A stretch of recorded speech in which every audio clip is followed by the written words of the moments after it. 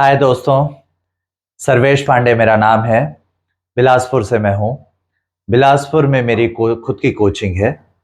बहुत सारे आईआईटियंस एनआईटियंस हमने निकाले हैं। अब हमारा बायो का सेगमेंट भी शुरू हो चुका है। अनीश गुप्ता सर से मेरी मुलाकात हुई।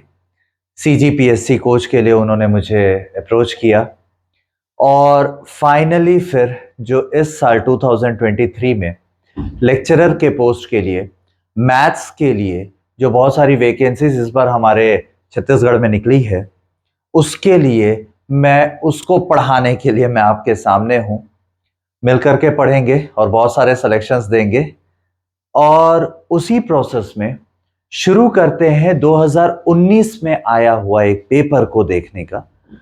2019 में एक पेपर जो आया था इसी कोर्स के लिए, उसके कुछ क्वेश्चंस को सॉल्व करके देखने की कोशिश करते हैं आज हम कहां खड़े हैं। जैसे उस समय जो क्वेश्चन पेपर था उसका पहला क्वेश्चन मैंने देखा, वो सेट से रिलेटेड था और जो सेट से रिलेटेड था उसमें ये क्वेश्चन को मैंने देखा कि यूनिवर्सल सेट जो कि यू से रिप्रेजेंट कर सकते हैं हम, और उसके बाद दो सेट ए और बी दिया हुआ है, इसको देखने की कोशिश की हमने। यूनिवर्सल सेट के अंदर u इक्वल्स टू, ये पूरा का पूरा एक इक्वेशन रखा हुआ था मेरे सामने। लास्ट में मेरे से क्वेश्चन पूछा गया a इंटरसेक्शन b का कॉम्प्लीमेंट क्या होगा। चलिए देखने की कोशिश करते हैं। मुझे तो बचपन से सिखाया गया है भाई कि अगर कोई भी इक्वेशन रखा हुआ है और अगर x के टर्म में रखा हुआ है, क्या मैं ये देख सकता हूं सबसे पहले कि कुछ कॉमन निकल रहा है। आप ये देखने की कोशिश कीजिए कि इसमें से कुछ कॉमन निकल रहा है क्या। हाँ जी, शायद मुझे यहां पे ये दिख रहा है कि एक्स स्क्वायर कॉमन निकल रहा है। इन सारे टर्म्स में से आप देख सकते हो कि एक्स स्क्वायर कॉमन निकल रहा है। बच के आ गया यहां पे एक्स का पावर 3 यानी कि x cube minus 6x square plus 11x minus 6, ये बच गया। ये एक्चुअली में यूनिवर्सल है। नेक्स्ट सेट ए की तरफ हम चलते हैं। सेट ए के बारे में भी देखेंगे। यहां भी मैं आपसे पूछता हूं कि हमको कुछ दिख रहा है क्या। नहीं, कोई भी चीज कॉमन तो नहीं दिख रही है मुझे। एंड सिमिलर विद बी कि कुछ भी चीज कॉमन नहीं दिख रही। लेकिन एक अच्छी बात है हमारे पास कि ये जो इसका पावर, जिसकी डिग्री यानी कि हाईएस्ट पावर जिसका 5 था, जिसके एक्स स्क्वायर को मैंने बाहर निकाल लिया, एक फैक्टर तो ये हो गया और दूसरा फैक्टर ये हो गया। और जब हम इस पूरे इक्वेशन को इक्वेट कर रहे हैं जीरो से, तो दैट मींस या तो ये वाला bracket should be equals to zero या ये bracket should be equals to zero. अब चलिए, क्योंकि अपन कंपटीशन में बैठे हैं, ऑप्शंस के को हेल्प में लेके आना, उसको पिक्चर में लेके आना, उससे हेल्प लेना, ये बहुत सही तरीका होता है। पहले ऑप्शन से स्टार्ट करने का कोशिश करते हैं। क्या वन वन पूरे सबको इसको भी और इसे भी क्या सेटिस्फाई करता है? वन को लेकर के चेक करते हैं। वन को यहां पे अगर मैंने डाल दिया, तो अगर मैंने वन को यहां पे डाल दिया, वन का क्यूब वन होता है माइनस 6 इंटू वन का स्क्वायर 6 होता है माइनस 6 प्लस 11 इंटू वन यानी कि प्लस 11 हो जाएगा। माइनस 6 लिखा हुआ है, माइनस 6 माइनस 12 हो गया और 1 प्लस 11 ये 12 हो गया इक्वल्स टू 0। बिल्कुल ये सेटिस्फाई कर रहा है, यानी कि वन मेरा सेटिस्फाई कर रहा है। बट मजे की बात यह है कि वन तो चारों ऑप्शंस में है, तो नेक्स्ट टाइम से मैं वन को नहीं देखूंगा, मैं उनको देखूंगा जो अलग अलग ऑप्शंस में है। जैसे मैं एक बार 3 से को चेक करना चाहूंगा, एक बार 0 को और एक बार 2 को। क्या वो इन तीनों को सेटिस्फाई करेगा? और अगर सेटिस्फाई करेगा तो ए इंटरसेक्शन बी का कॉम्प्लीमेंट क्या बनेगा? अब मैं वन को तो मैंने पुट करके देख लिया, 3 को चलिए पुट करके देखते हैं। 3 को अगर मैं यहां पर पुट करता हूं, 3 का क्यूब यानी कि 27 बनता है। मैं इसके अंदर जा रहा हूं, इसके अंदर जैसा मैंने बाहर निकाला था एक्स स्क्वायर को मैंने बाहर निकाल लिया था, अंदर में बचा x cube minus 6x square plus 11x minus 6। एक बार मैं 3 को पुट करके देखता हूं, 3 का क्यूब यानी कि 27 माइनस 3 का स्क्वायर 9, 9 6 54 होता है प्लस 11 इंटू 3 यानी कि 33 माइनस 6। क्या ये सेटिस्फाई कर रहा है, ये चेक करना है मुझे। -54 माइनस 6 माइनस 60 होता है 27 प्लस 33, ये 60 होता है। जी हाँ, ये भी सेटिस्फाई कर रहा है, यानी कि ये 3 भी मेरा सही ऑप्शन है, 1 भी मेरा सही ऑप्शन है। एक बार मैं 2 को चेक करने की कोशिश करूंगा। 2 को जब मैं यहां पर पुट करूंगा तो क्या 2 भी सेटिस्फाई करेगा। 2 का क्यूब यहां पे 8 दिखता है मुझे, -6 इंटू 2 का स्क्वायर, 2 का स्क्वायर 4, 4 6 24, माइनस करके 24 रखूंगा, 11 2 22, ये 22 रखा, -6 -24 -6 -30 होता है, 8 प्लस 22 ये -30 होता है। आंसर आ गया 0, बिल्कुल सही। यानी कि ये तीनों के तीनों सेटिस्फाई कर रहे हैं। अगर मैं 0 को यहां पर रखता हूं तो ये सेटिस्फाई नहीं कर रहा है। आप देख सकते हैं 0 का क्यूब -6 इंटू 0 का स्क्वायर प्लस 11 इंटू 0, ये पूरा का पूरा 0 -6 which is not equals to 0। और इसीलिए मुझे पहला तो पता चल गया कि ये तीनों के तीनों सेटिस्फाई कर रहे हैं। क्या सेम चीज ए और बी के अंदर भी सेटिस्फाई हो रहा है क्या? मैं ये चेक करूंगा कि क्या सेम चीज इसमें भी हो रहा है।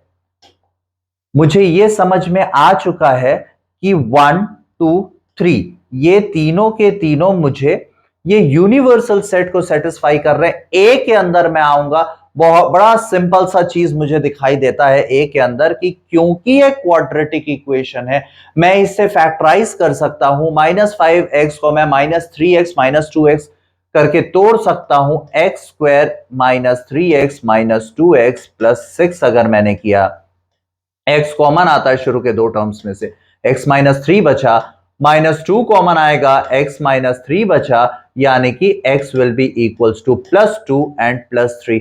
This will be satisfied by, again ये वाला एक भी a के अंदर 2 और 3 सेटिस्फाई कर रहा है a। तो अब मैं इसको शुरू से लिखने की कोशिश करता हूं कि यूनिवर्सल सेट में बन गया है। यूनिवर्सल सेट के एलिमेंट्स क्या क्या बन गए हैं, 1 2 और 3। अब अगला मैं इसको हटा के, क्योंकि मुझे यह समझ में आ चुका है, मुझे यह समझ में आ गया है कि सेट ए जो है उसके अंदर में मैंने अभी जो इसको फैक्टराइज किया था 2 और 3 आया, ये मेरा सेट बन गया। अब मुझे लास्ट सेट बी को निकालने के लिए जाना है। अगेन मैं देखूंगा सेट बी के अंदर में कि एक्स स्क्वायर -3x + 2, वही वाली चीज की मैं फैक्टराइज करने के पीछे पड़ूंगा। -x -2x -2 +2 करके मैं इसे फैक्टराइज किया, x इन दोनों में से मैंने कॉमन निकाल लिया, x -1 बचेगा, -2 अगर मैं कॉमन निकालूंगा x -1 बचेगा। अगर इसे मैं इक्वेट करता हूं 0 से तो x -2 will give me x equals to 2, x -1 will give me x equals to 1, यानी कि b जो सेट बना उसके अंदर का एलिमेंट बन गया 1 और 2, ये मेरा b का एलिमेंट बन गया। अब आप देख सकते हैं मेरे पास में जो दिया क्वेश्चन था उससे रिलेटेड उसके सारे कंडीशंस को यूज करके यूनिवर्सल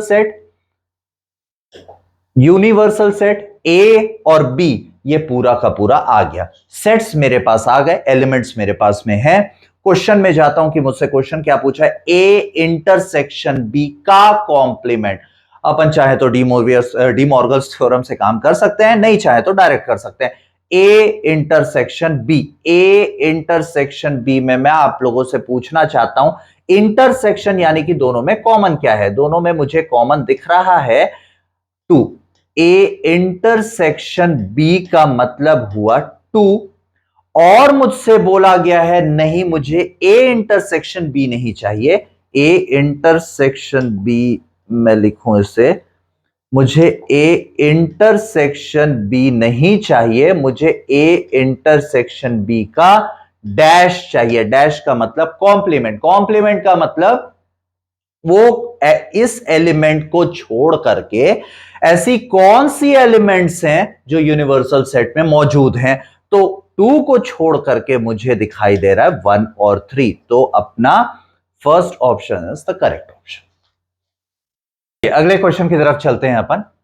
क्वेश्चन नंबर सेकंड को देखते हैं। Let lambda and alpha are real. अब इस तरफ अपन चलते हैं कि ये किस चीज को लेकर के है। Has a non trivial solution. सबसे पहले तो मैं इसको देखूंगा, बाद में इधर जाऊंगा।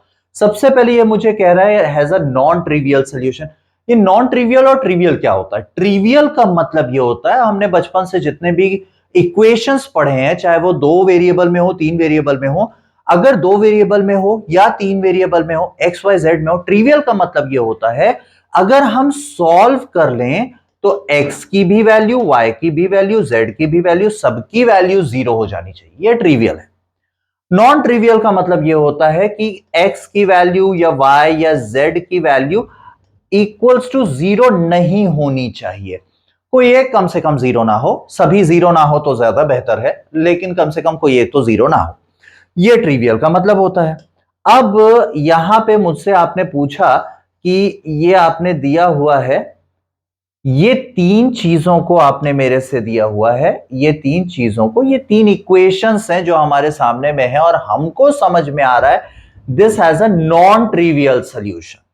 और आगे मेरे को बोला इफ लैम्डा इक्वल्स टू 1। अब मेरे को दिक्कत ये थी कि लैम्डा एक अननोन था, तो मेरे से पूछ रहा है कि then all the values of alpha equals to what. तो इतनी सारी चीजें मेरे सामने निकाल के रख दी है। चलो ठीक है, देखते हैं। फर्स्ट इक्वेशन की तरफ अपन चलते हैं। फर्स्ट इक्वेशन में चलेंगे हम कि lambda x plus sine alpha y plus cos alpha z equals to 0। वैसे ही इधर भी चले अपन, वैसे ही यहां भी चले हम।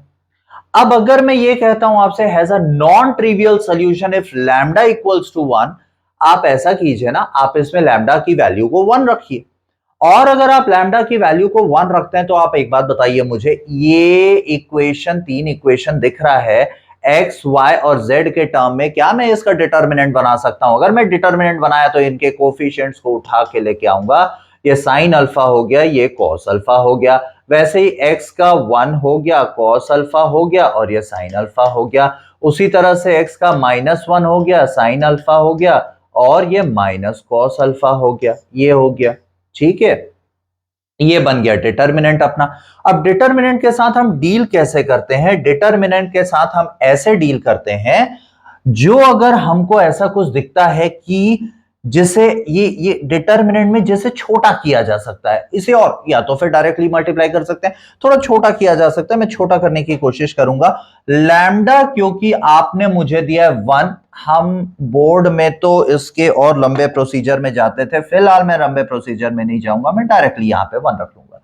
मुझे क्या दिख रहा है? यहां पे -1 दिख रहा है। ये कहां पे, ये कहां का -1 है? ये कहां का -1 है? ये है थर्ड रो का। मैं क्या करूंगा, रो फर्स्ट में मैं रो 1 प्लस रो 2 ये पुट कर देता हूं। मुझे फायदा इसका ये भी मिलेगा कि शायद यहां पर माइनस कॉस अल्फा है, यहां पे कॉस अल्फा है, तो -1 प्लस 1 0 हो जाएगा। Sine alpha plus sine alpha ये 2 साइन अल्फा हो जाता है और minus cos alpha plus cos alpha ये 0 हो जाएगा। 1 कॉस अल्फा और साइन अल्फा जैसे का तैसा लिख देता हूं। लास्ट वाले रो को भी जैसे का तैसा मैं यहां पर रख देता हूं, लाइक दिस। अब आप देखिए, क्या मैं ऐसा कर सकता हूं, यहां पे अगला ऑपरेशन में ये डाल सकता हूं कि 2 साइन अल्फा मुझे रो 1 से कॉमन दिख रहा है। रो 1 से मैं 2 साइन अल्फा को बाहर ले लेता हूं। मैं यहां सॉल्व कर लेता हूं आगे की चीजें। 2 साइन अल्फा को अगर मैंने बाहर ले लिया तो 2 साइन अल्फा को मैंने कॉमन लिया, 0 1 0। मैं हमेशा यही चाहता हूं कि किसी रो में, एंड स्पेशली फर्स्ट रो में, ज्यादा से ज्यादा एलिमेंट्स छोटे हो जाएं या 0 आ जाए तो और बढ़िया है। 1 cos alpha sine alpha, 1 cos alpha sine alpha जैसा का तैसा लिख दिया मैंने। -1 sine alpha minus cos alpha, ये देखिए एज इट इज लिख दी मैंने। अब मैं इसको सॉल्व कर लेता हूं बहुत अच्छे से। हमें पता है कि ये प्लस होता है, ये माइनस होता है, ये प्लस होता है, तो प्लस, ये प्लस है, कुछ भी करने की जरूरत नहीं क्योंकि 0 है। 0 into anything is 0, -1 into something and 0 into anything is 0। मैं क्या करूंगा, मैं इसको कुछ भी करने की मुझे जरूरत नहीं है, मैं वन यानी कि -1 में जाऊंगा, -1। मैं इसके अंदर क्या करूंगा, इसे छोड़ दूंगा, इसे छोड़ दूंगा, और फिर मैं क्या करूंगा, मैं ये करता हूं कि -1 इनटू, इसे छोड़ दिया, इसे छोड़ दिया, हमेशा हम क्या करते हैं, क्रॉस मल्टीप्लाई करते हैं। 1 into minus cos alpha, minus cos alpha होता है, minus of -1 into sine alpha, minus of minus is plus, plus sine alpha होता है, ब्रैकेट बंद करके, बाहर में आप देख रहे हैं 2 कॉस साइन अल्फा लिखा हुआ है, इंटू -1 होगा, तो मैं इसको क्या कर लूंगा, -1 को हटा करके मैं -2 साइन अल्फा, ये कुल मिलाकर के मेरे सामने चीज आ गई। मुझे क्या निकालना था, मुझे निकालना था then all the values of alpha, alpha की वैल्यू क्या हो जाएगी, ये मुझे निकालना था।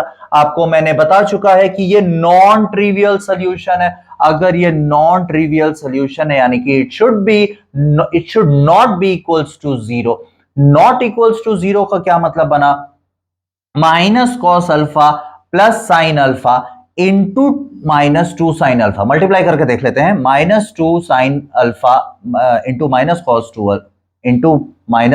Alpha, 2 sine alpha cos alpha हो जाता है, माइनस 2 साइन स्क्वायर अल्फा, या इसे हम मल्टीप्लाई कर सकते थे। मल्टीप्लाई का मतलब मैं यहां से आप वो करते हैं फैक्टर्स, हम इसे मल्टीप्लाई नहीं करते।